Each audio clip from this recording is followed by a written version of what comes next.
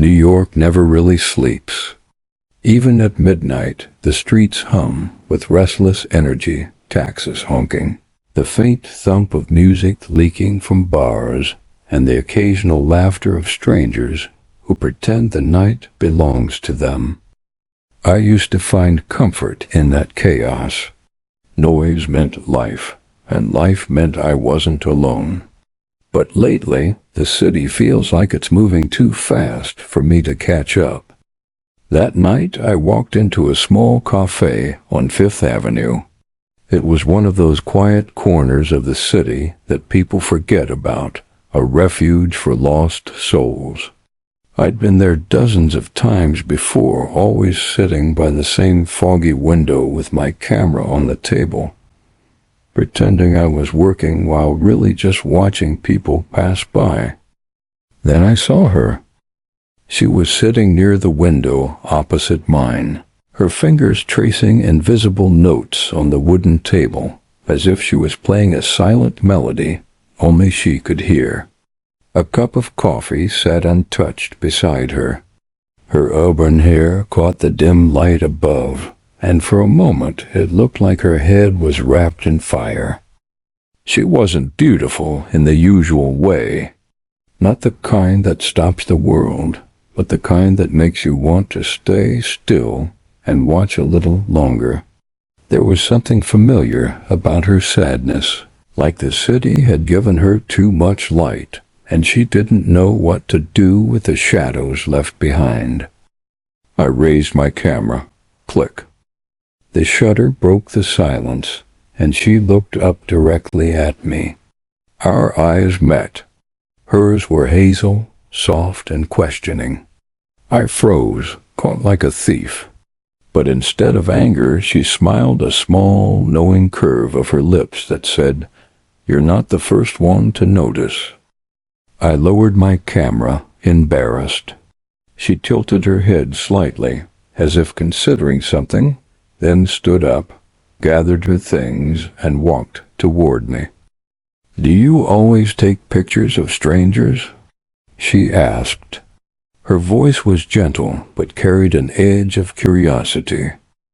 "Only the ones who look like they're part of the story," I said, before I could stop myself. She laughed a quiet, musical laugh that felt like spring air. "Then I hope I was a good chapter." "You were," I said. "The best one I've seen all night." She sat down across from me without asking. "Clara," she said, extending her hand. "Ethan," I replied. The way she said my name slowly, as if tasting it, made my heart stumble. We talked until the cafe lights dimmed and the barista yawned behind the counter. She told me she taught piano to kids uptown, that she hated crowded places, but loved the sound of rain on glass. I told her I was a photographer trying to find beauty in things people stop noticing. When we finally stepped outside, the city was quiet.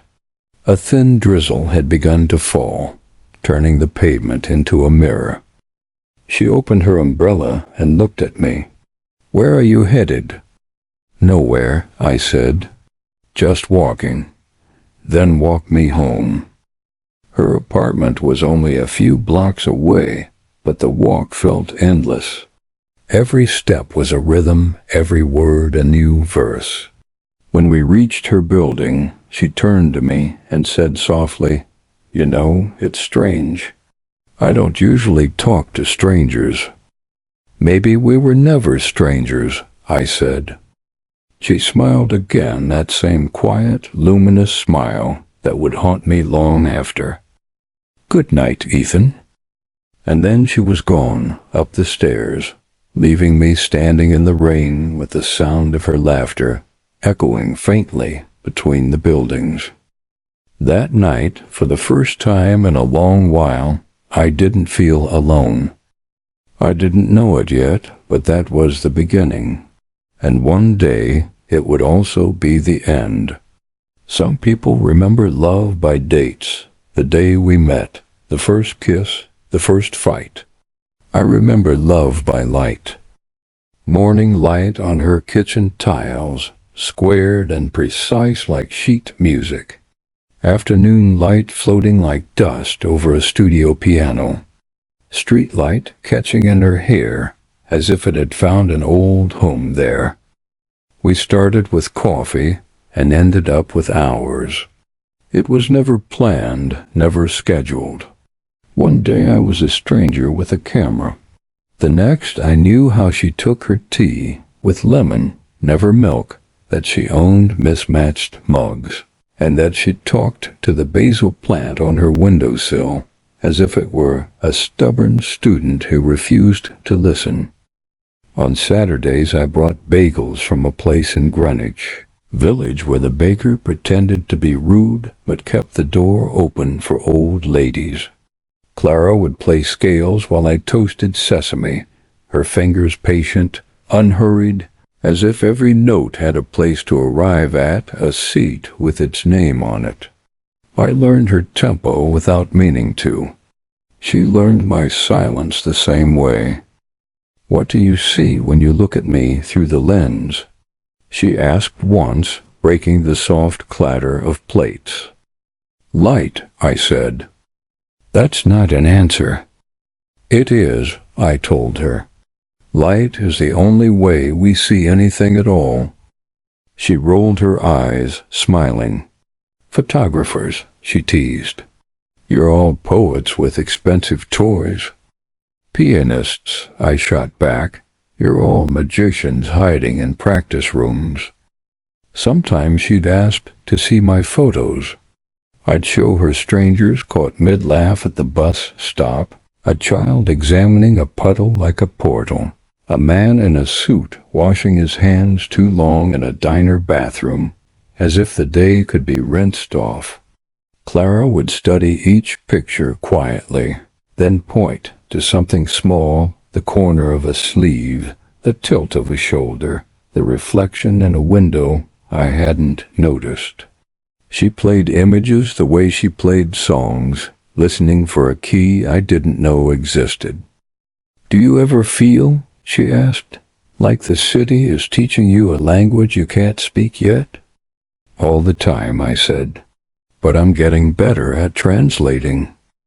The first time I heard her perform was on a rainy Thursday at a small recital space on the Upper West Side. The room had 60 seats, a few of them empty, and a piano that looked like a black ship anchored in silence. Parents whispered, students fidgeted, programs rustled like birds.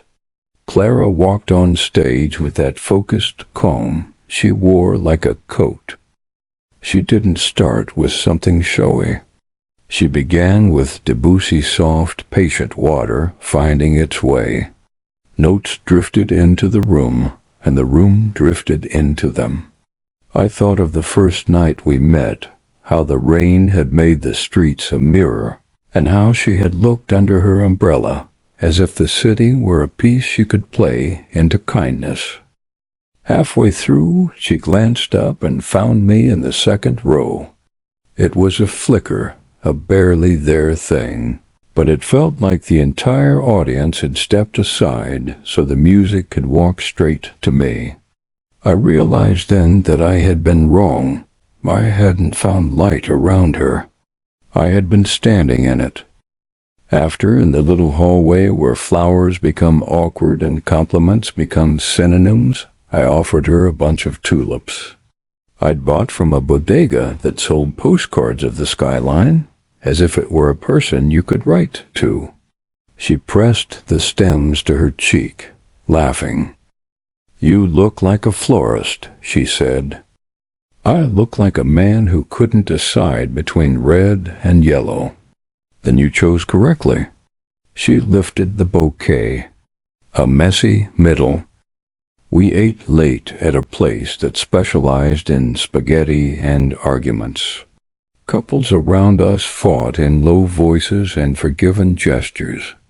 Clara twirled her pasta, serious. "Do you ever feel like you're too small for your own life?" she asked. "Yes," I said. "When I'm happy." She nodded. Me too. We began to collect the small, bright things. The thrift store clock in her kitchen that ran 5 minutes fast, as if it were eager to greet the future. The subway violinist at 86th Street, who always wore a blue scarf and only played in minor keys. The old man who fed pigeons in the park and scolded them for gossiping. The way winter light made the river look like cold glass you could fall through into a quieter world. On Sundays, we took walks without destinations. Clara would slip her hand into my coat pocket and keep it there, a private treaty against February. Once, on the Brooklyn Bridge, she stopped and leaned against the railing, her face tipped to the thin sun. "If this were a photograph," she said, "what would you call it?" "The Girl Who Almost Forgave the Wind," I said. "Almost?" She laughed. "Forgiving is easy," I said. "Almost forgiving is harder. It means you're honest." She looked at me, and something complicated flickered across her expression, like a cloud that couldn't choose a direction. "You talk like you're bracing for something," she said. "I'm not," I lied. "Because there was this other thing small at first, then not. A headache behind my eyes that arrived like an uninvited guest and stayed as if it had paid rent. A shimmer at the edges of words on a page, turning window to wind to one. Sometimes walking home I would see light unspool itself into threads that hung in the air, invisible clotheslines catching pieces of the day. I made practical excuses. Too much editing. Not enough sleep. The city gnawing at my nerves one siren at a time. I swallowed aspirin and drank water and set alarms to remind myself to breathe. When Clara asked if I was okay, I said, "Of course." When she said, "You're blinking like a moth," I turned it into a joke. One afternoon, she convinced me to let her take my picture. "Fair is fair," she said, holding my camera like it was a book in a language she could almost read. We went to Riverside Park, where the trees make cathedral windows out of leaves. I stood under a branch and tried to look like a person who knew where to put his hands. "Don't pose," she said. "Just be." "I don't know how." "Look at me." Her voice softened.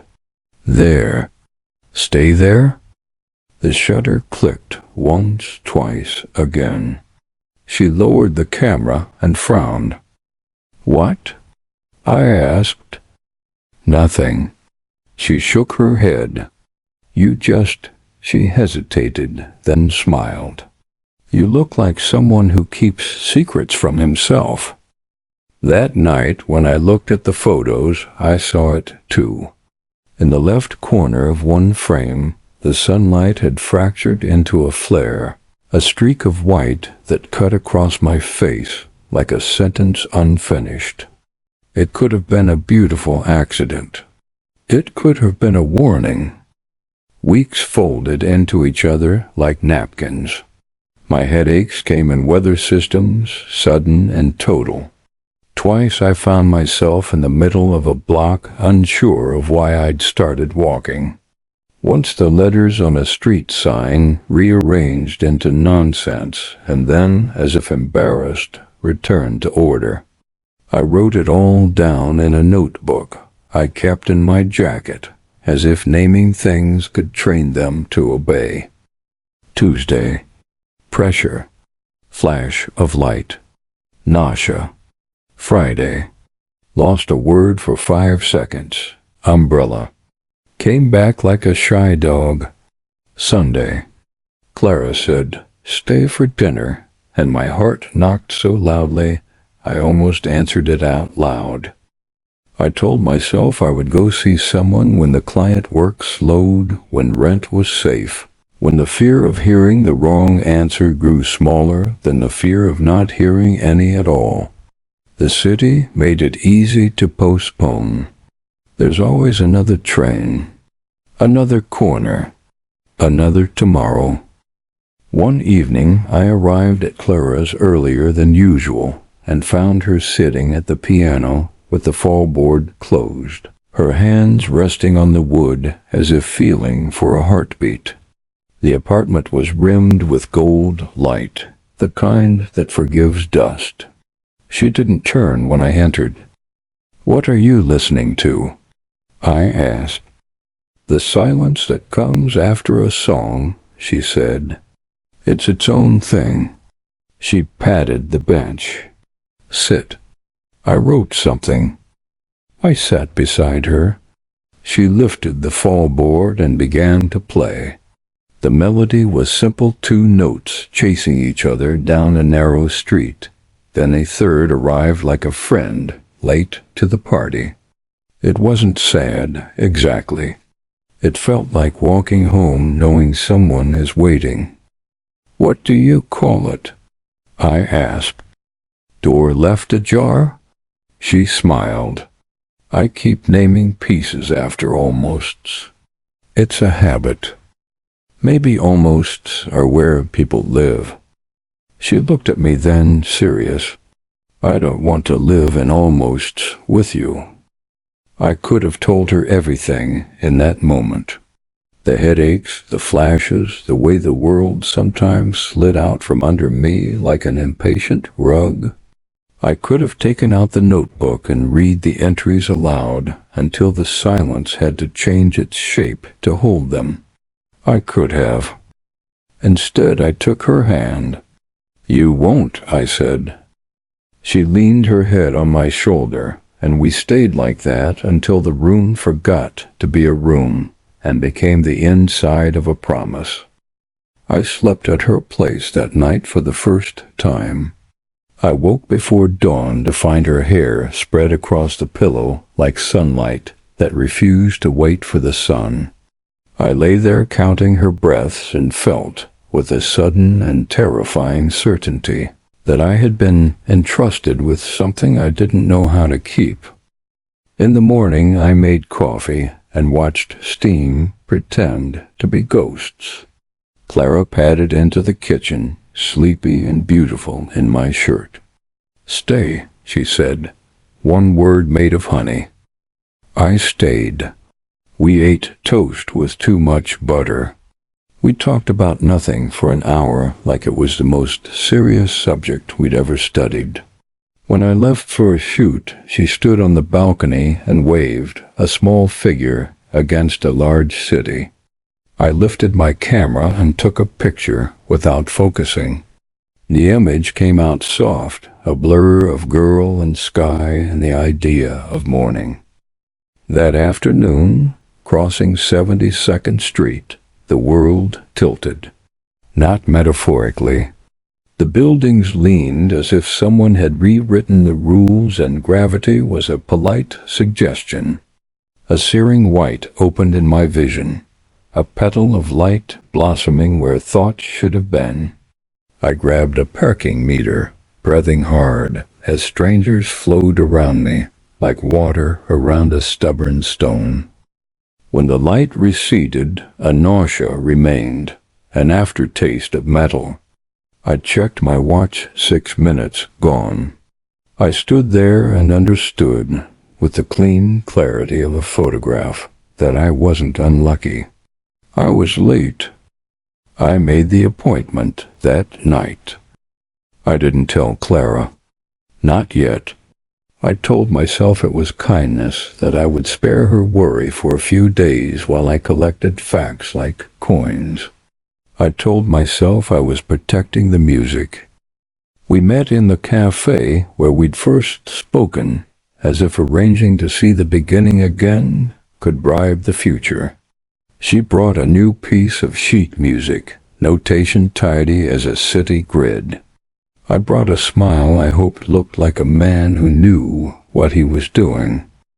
"More light," she said, tapping my forehead. "Less storm," Working on it, I said. Outside, the rain started, soft as practice. We shared an umbrella to the subway, our steps in time. At the top of the stairs, she hesitated. "What?" I asked. "Nothing," she said. "Then, promise me one thing, anything. Don't go missing." She tried to make it a joke. It wasn't. "I won't," I said. And for the first time since I'd met her, I said something I knew might not be true. Hospitals smell like waiting. Not disinfectant, not medicine waiting.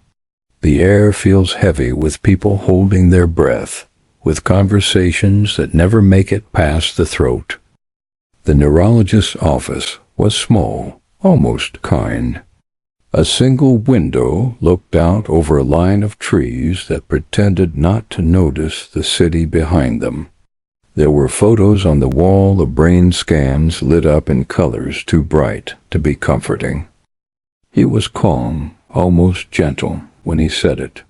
Words like tumor, operable, but uncertain, malignant. Each one landed like a pin dropping into water soft, soundless, irreversible. I heard him say you should bring someone next time. I nodded, though I already knew I wouldn't. Outside, the world had the nerve to keep going. Cars honked, a bus screeched to a stop. Someone laughed across the street. I stood there on the sidewalk, clutching a folder full of my own future, and watched sunlight bounce off glass buildings like a cruel joke. I didn't go home right away. I walked. 10 blocks, maybe 20. I don't remember. I ended up at the river where the water was the same color as the sky, a kind of metallic gray that refuses to choose. I thought about light, how it bends, how it travels years just to die against a wall. That night, Clara called. "Did you get my message?" She asked. "I did. You sound strange. Just tired. Long day." She didn't push. That was her kindness. She never asked until I was ready. Only now I realized how dangerous that was, how silence can grow like ivy until it covers everything. When I finally went to her place, I lied by omission. I let her cook pasta, light candles, hum while she set the table. The warmth felt like an undeserved gift. "Tell me something beautiful," she said suddenly. It was our game, one we'd started weeks ago. When the world felt too ordinary, we traded beauty. "Okay," I said, thinking. "A man once told me that stars are just old light, still traveling even after their source is gone." She smiled. "Then maybe that's what love is, too." I swallowed hard. Maybe. She reached across the table and brushed her thumb along my wrist. "You're shaking," she said. "Too much coffee," I lied. Later that week, I sat in front of my bathroom mirror and shaved my face twice. Not because it needed it, but because I didn't know what else to fix. There was a small scar near my temple from a childhood fall, and I wondered whether the surgeons would have to cut there again. The thought didn't scare me. It embarrassed me, like being caught trespassing in my own body. The doctor had given me options: surgery, radiation, waiting. Each one sounded like a door half open to a hallway with no light. I circled the words in my mind like a fly trapped between glass and sky. I wrote to Clara that night. Not a letter I planned to send, just words that might outlive me. If one day you find this, know that you were the softest thing that ever happened to me. I tried to keep the light steady, but hands tremble. Love, don't blame the dark for coming. It was always part of the room. I tore the page out, folded it, and hid it in my camera bag between two undeveloped rolls of film. Days became tasks, appointments, blood tests, the sterile rhythm of waiting rooms. I learned to hate the ticking of clocks. Time felt like a debt I couldn't repay. Clara noticed the distance before I did. "You're fading on me," she said one evening as we walked through Central Park. The leaves were changing, crisp and fragile underfoot. "I'm still here," I said. "But you're somewhere else too." I tried to joke it away. "I've always been half ghost. You just didn't notice before." She didn't laugh. "I notice everything about you." That night she played piano and refused to let me photograph her. "Some things," she said, "shouldn't be captured. They should be lived." Her words lodged themselves in my chest like splinters. Because I knew I was already turning moments into souvenirs, hoarding her voice, her touch, her laughter for the time when I'd have to live on echoes. I started taking photos secretly, her reading by the window, tying her hair, laughing mid-bite of toast. Each frame a small rebellion against the clock. One morning I woke before her, light spilling across the bed like a spilled secret. I traced her silhouette with my eyes, memorizing the quiet geometry of her sleep. I wanted to freeze time right there between breath and day. That was the morning I decided not to tell her. It wasn't courage. It was cowardice dressed as love. I told myself I was protecting her peace, keeping her music unbroken. But really, I couldn't bear to see her grief in advance. We kept pretending. We celebrated her birthday at a tiny restaurant in Soho, where the tables were close enough for strangers to overhear the truth. I gave her a silver bracelet shaped like a thread of light. She said it looked fragile. "So are we," I said. That night, walking her home, the city was full of reflections, puddles, windows, even her eyes. She stopped suddenly and looked at me. "Ethan," she said softly, "whatever it is, don't carry it alone." I opened my mouth. The words came to the edge, ready to fall, but something heavier, fear, maybe pulled them back down. "I won't," I said. And I smiled, because sometimes that's the only way to keep from breaking. There's a kind of quiet that doesn't come from silence. It comes from pretending too well. The weeks after Clara's birthday blurred together coffee, laughter, the illusion of normalcy. I worked less, shot less, smiled more.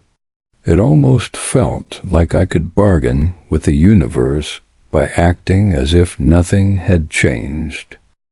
The headaches came like tides, predictable. I learned their rhythm, the slow build behind the eyes, the flash of light like someone opening a door too fast, then the hollow ringing that followed. I'd count backwards from 10 until the world came back into focus. Clara noticed the shadows under my eyes. "You're burning out," she said one morning, brushing a hand across my forehead. "I'm fine." "You're not." She said it softly, like a song lyric she wasn't supposed to sing. I changed the subject. Asked about her students, her upcoming recital. She let me deflect, but her eyes stayed on me longer than usual, as if she was trying to memorize my outline before it changed.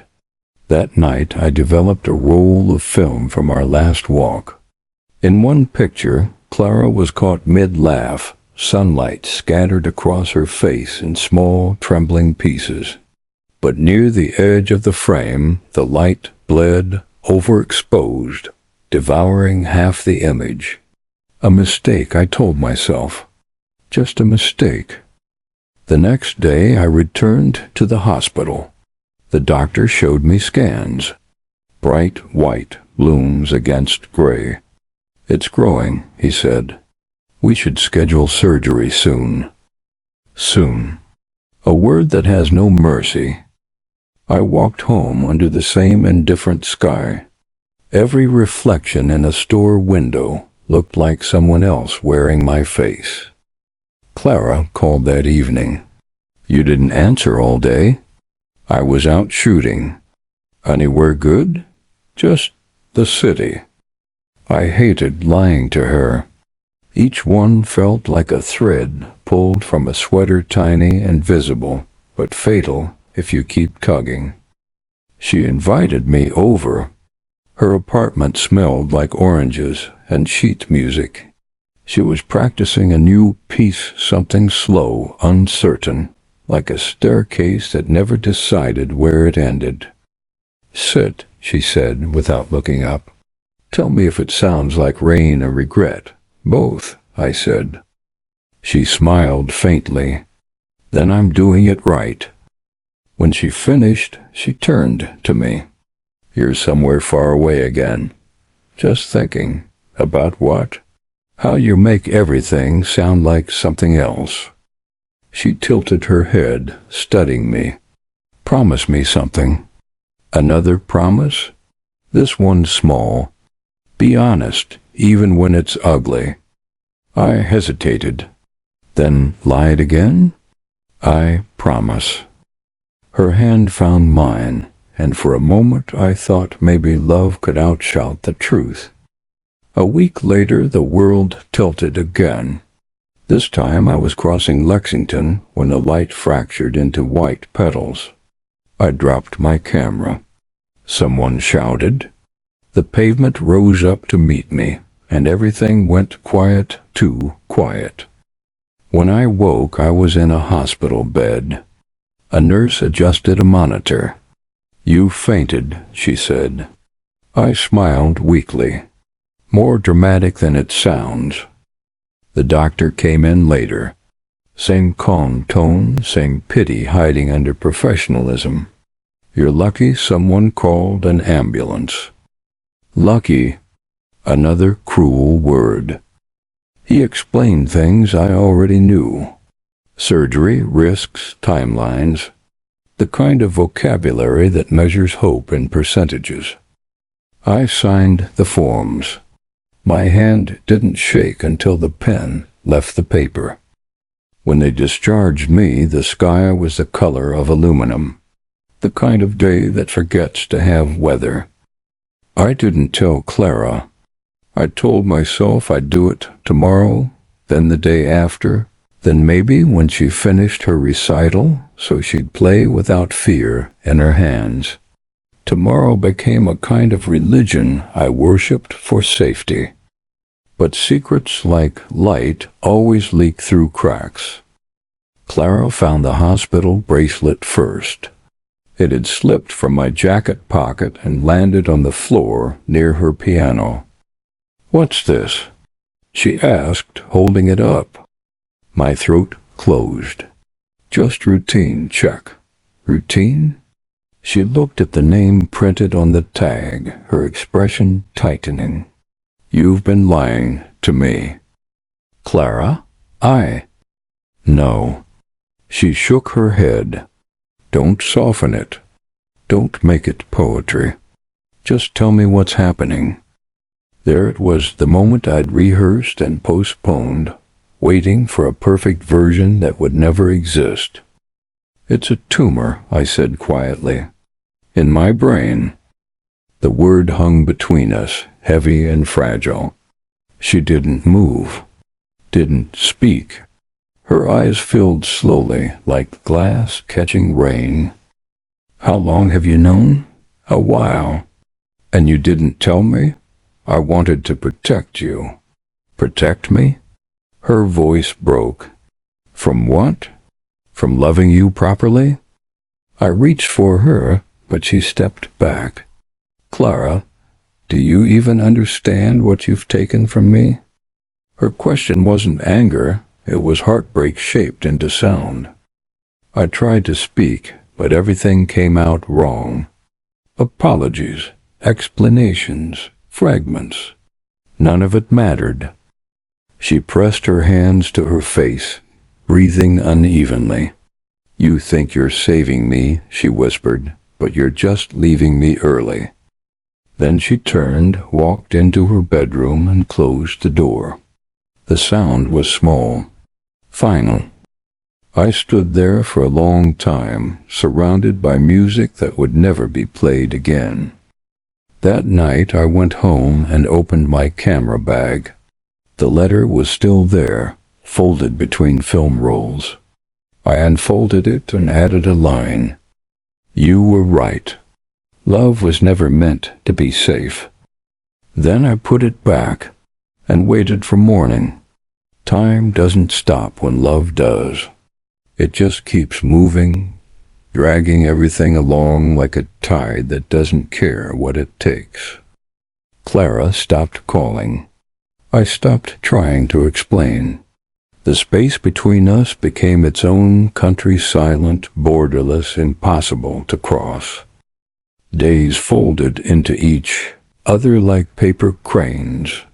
I went to appointments, answered questions and half-truths, nodded at words like pre-op, anesthesia, probability.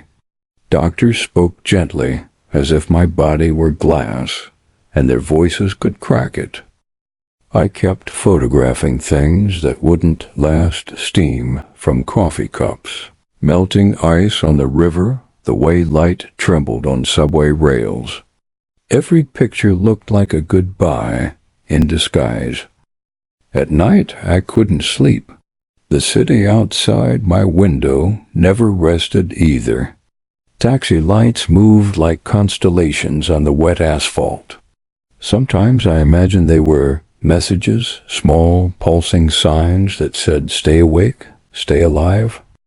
I started writing again. Not for her, not for anyone, just for the part of me that still needed to speak. Dear Clara, you once said music lives in the space between notes. Maybe love does too. Maybe that's why it hurts, because we keep listening for the parts that aren't there anymore. If I could, I'd photograph silence, frame it, name it after you. I didn't send it. I didn't send any of them. The drawer beside my bed became a graveyard of unsent letters, each beginning with "Dear Clara" and ending in something less than goodbye. The night before the surgery, I walked to the river again. It was late, too late for joggers, too early for fishermen. The water looked metallic, the color of secrets. I set my camera on the railing and aimed it toward the skyline. Long exposure. Lights bled into each other, becoming something softer, something that couldn't hurt anymore. I thought about how much light travels through space after its source is gone. Maybe we're all just echoes of something that used to shine. The wind off the Hudson was cold, cutting. I zipped my jacket and watched the bridge lights flicker like a metronome for the city's heartbeat. A message came through on my phone. "Clara, are you awake?" I stared at it for a long time. My thumbs hovered, typed yes, then deleted it, then typed again. Always. A minute later, another message. "Clara, I'm sorry." 2 words, simple and ruinous. I replied, "Me too." That was all. No explanations, no promises. Just 2 people apologizing to the air between them. I turned off my phone and stayed by the river until dawn. In the hospital the next morning, everything was white and humming, the kind of brightness that erases edges. The nurse clipped a tag around my wrist, identical to the one Clara had found weeks ago. A repetition, a circle closing. "You'll be asleep before you know it," she said kindly. That was the problem. I was already halfway there. When the anesthesiologist asked if there was someone waiting for me, I said, "No, she's not coming." He nodded, like that was an answer he'd heard too many times. I closed my eyes and pictured her face, not the sad version from that last night, but the one from the cafe window, the first smile. The last thing I remember was light, bright, infinite, and then nothing. When I woke, the world felt like it had been rearranged. Voices floated in and out. Machines beeped in rhythm, slow and uncertain. Someone said my name. Then another voice, soft, trembling, whispered, "Hey, it's me." I opened my eyes. Clara. She was sitting beside the bed, her hands clasped around mine, eyes swollen, hair pulled back messily, like she hadn't slept. "You came," I croaked. "Of course I did," she said. "Where else would I be?" Tears slipped down her face, falling onto my hand, each one small, warm, unbearable. "I'm sorry," I whispered. She shook her head. "Don't be. Just don't go yet." The monitors hummed between us, counting seconds like fragile glass beads. I wanted to tell her everything, the letters, the fear, the moments I'd stolen for later. But words were heavy, and light was fading. So instead, I said the only thing that still mattered. "I love you." She smiled through her tears. "Then stay." I tried. Recovery was slower than I expected. Pain has its own calendar. It doesn't care about discharge dates or doctor's optimism. The world came back to me in fragments. Beeping machines, nurses' shoes squeaking on polished floors, sunlight spilling through half-closed blinds. Sometimes I'd wake to see Clara asleep in the chair beside my bed, her head tilted at an angle that looked uncomfortable but familiar. She was there every day, reading, talking softly, sometimes playing recordings of her students practicing scales. "Their timing's awful," she said once. "I like it," I whispered. "Means they're still learning." She smiled, that tired kind of smile that feels like surviving. I lost track of time. Days blurred into shades of white and soft voices. My head felt like a room where someone had rearranged all the furniture, everything still there, just not where it used to be. One morning I woke to find her watching me. Her hair was braided, her eyes swollen but clear. "Do you know what day it is?" she asked. "Tuesday?" "Saturday," she said, laughing through a sigh.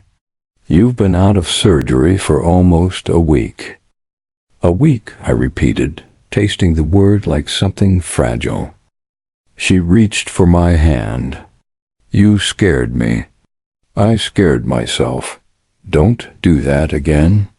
"I'll try not to." She leaned down and kissed my forehead. The contact was gentle, almost reverent. For the first time in months, I felt like I belonged somewhere other than the waiting room of my own life. The doctor said they had removed most of the tumor. Most a word that sounds hopeful until you think about what it means. There would be follow-ups, treatments, monitoring. But I was alive. Alive enough to hurt, to see, to feel her hand in mine. When I was discharged, Clara came to pick me up. Outside, the city looked new, too bright, too fast. She helped me into the cab, her hand steady on my shoulder. At her apartment, everything was exactly as I remembered: the faint smell of citrus, the stack of sheet music on the piano, the clock that still ran 5 minutes fast. She made tea, fussed over my pillows, pretended not to watch me when I moved. "I'm fine," I told her. "Liar," she said, but her voice was warm. We fell into an easy rhythm, again quiet breakfasts, soft music, walks in the park when I was strong enough. Every simple thing felt miraculous. The sound of her laughter, the way light slid across her kitchen floor, the taste of ordinary days.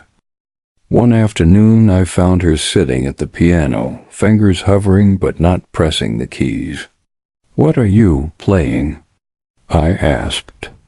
"Nothing yet," she said, waiting for the right note. "Maybe there isn't one." "Maybe," she smiled, "but you always wait for the light before taking a picture, don't you?" I nodded. "Yeah, even if it never comes." She started to play then a melody I hadn't heard before. It was soft, uncertain, and then steady. I recognized fragments, notes from our first night, echoes of the rain outside that cafe. "What's it called?" I asked when she stopped. "The Weight of Light," she said quietly. I laughed softly. "That's dramatic. It's what you carry," she said. "Even now." I wanted to tell her that the title fit, that love, like light, isn't something you hold. It's something that holds you, even when you think you've let go. That night I couldn't sleep. The pain was dull but persistent, like a reminder. I got up and wandered to the balcony. The city glittered below, endless and alive. Clara joined me, wrapping a blanket around both of us. "It's beautiful," she said. "It is," I answered. She looked up at me, eyes reflecting the streetlights. "Do you ever think about before? Every day. And after?" I hesitated. "I'm trying not to." She nodded, leaning her head against my chest. "Then let's stay in between for a while." I held her tighter, memorizing the shape of that sentence. Weeks passed. We laughed again. We cooked, argued, forgave. The world began to look like it might let us stay. But sometimes when I closed my eyes, I saw flashes, bright, white, soundless. Not pain, not warning. Just light, like a camera still clicking somewhere inside my skull. One evening, Clara caught me staring into space. "What do you see?" she asked gently. "Nothing," I said. "Just light." She smiled sadly. "You always say that." I took her hand. "Because it's true." That night I dreamed of the cafe again. The first night, the window fogged, her smile like a beginning I'd forgotten to end. In the dream, she said, "Don't be afraid of what stays." When I woke, the room was filled with pale morning light. She was asleep beside me, breathing evenly. And for the first time since everything began, I realized not all light fades. Some of it just learns how to stay quietly, in the spaces between pain and peace. It began with light again. Always light. Not the warm kind that spills through curtains, but the kind that blinds, the kind that doesn't ask permission before it arrives. I was editing photos when it hit. The screen split into white veins. My vision tunneled. My fingers froze. Then pain, sharp and deep, like something blooming inside my skull where nothing should grow. When I opened my eyes again, Clara was holding my face, her voice shaking. "Ethan, look at me. Stay with me." I tried to speak, but the words got tangled somewhere between thought and breath. The hospital lights were merciless this time. Same white walls, same hum, but everything heavier. The doctor didn't need to say much. His eyes said everything. "It's back," he finally said. "Aggressive." That word stayed in the room even after he left. Aggressive, like it had teeth. Clara sat beside me, both hands gripping mine. For the first time, she didn't cry. She just stared straight ahead, breathing carefully, as if even her ribs were afraid to move. "How long?" she asked. He hesitated. "Months," he said. I felt her hands tighten until they trembled. After he left, she stood up and walked to the window. The sky outside was heavy with snow. She pressed her forehead to the glass and whispered, "No." It wasn't loud, but it was the kind of no that breaks something inside the world. The following days existed in fragments. Clara never left. She read to me, cooked soup, played softly when I couldn't sleep. I watched her from the bed, her face half in shadow, half in light. "You don't have to stay," I told her once. "Then who will?" she said simply. When I lost my appetite, she joked about feeding me like a child. When I lost my balance, she offered her shoulder like it had always been mine. But the truth hovered between us like a draft we couldn't block. We both knew this wasn't a story we could rewrite. One evening she brought the piano bench beside my bed. "I'm going to play something new," she said. "What's it called? The Weight of Goodbye?" I smiled weakly. "Sounds like a sequel." "It is." She began to play. The melody was slower than before, fragile, deliberate. Each note felt like a heartbeat that didn't want to end. Halfway through, her fingers slipped and she laughed, choking on her own tears. "Sorry," she whispered. "Don't be," I said. "It's perfect." The room filled with music that didn't try to be beautiful.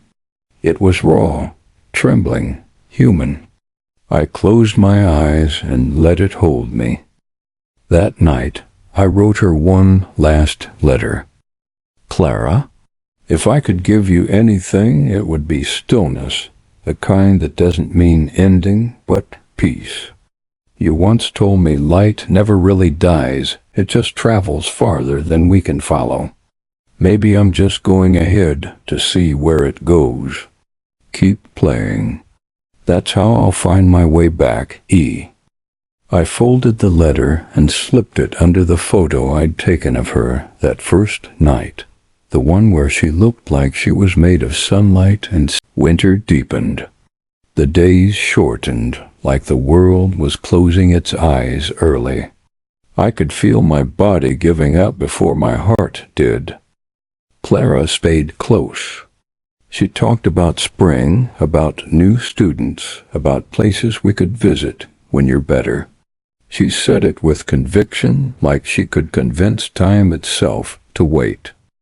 Some nights I'd wake to find her sitting on the floor beside the bed, head resting against the sheets, hands still holding mine even in sleep. One morning the world was quiet enough that I thought maybe we'd been forgiven.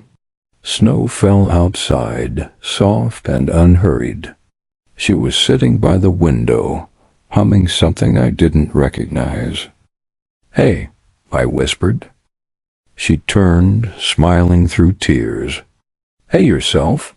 Play it again," I said. "It's not finished. Neither am I." She came back to the bed, held my hand, and began to hum the melody again. Soft, uncertain, like a heartbeat searching for its echo. The light shifted, pale and endless.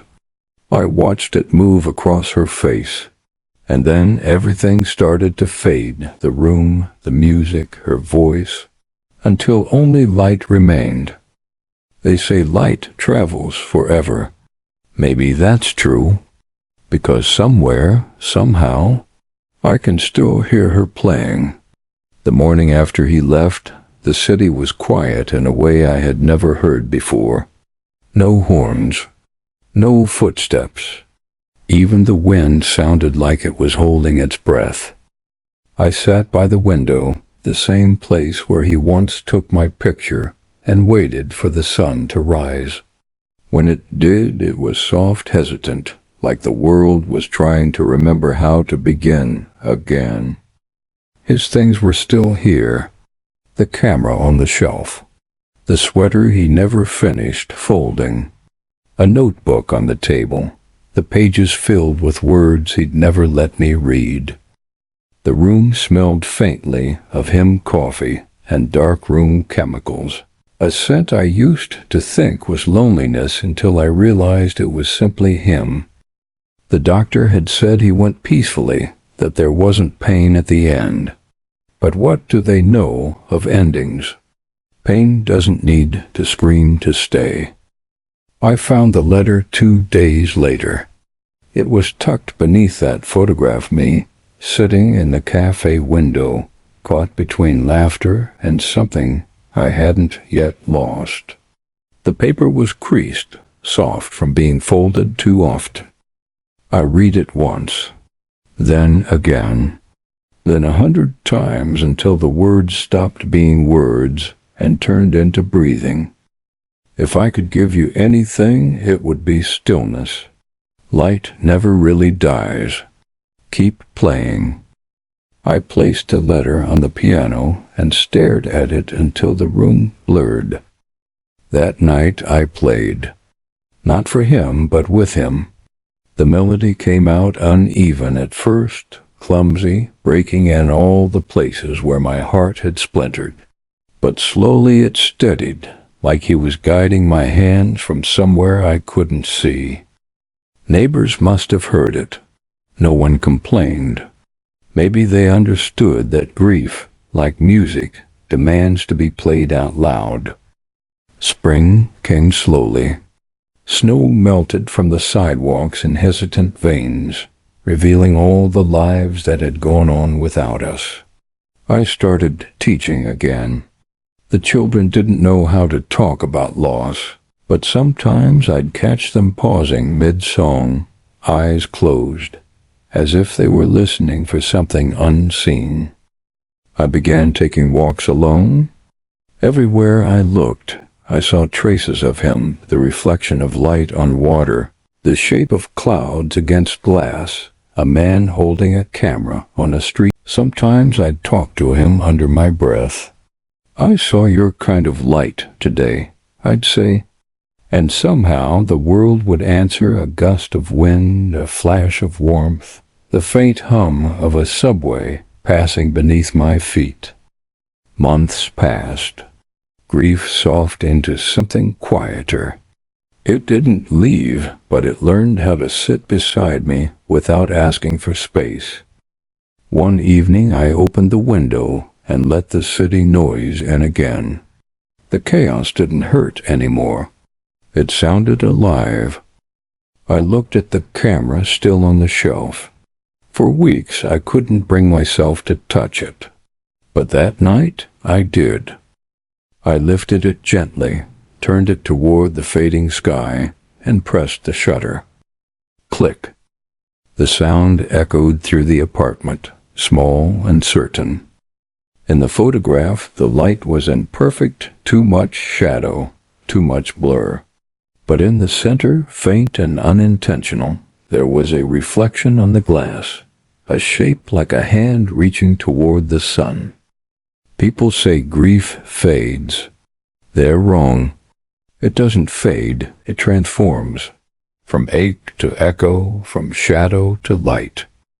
Every time I play the piano now, I imagine him behind me, watching, waiting for the right note. And when the last chord lingers in the air, I whisper into the silence, "Do you see it, Ethan?" Because I do. It's everywhere. The light never left. It just changed direction.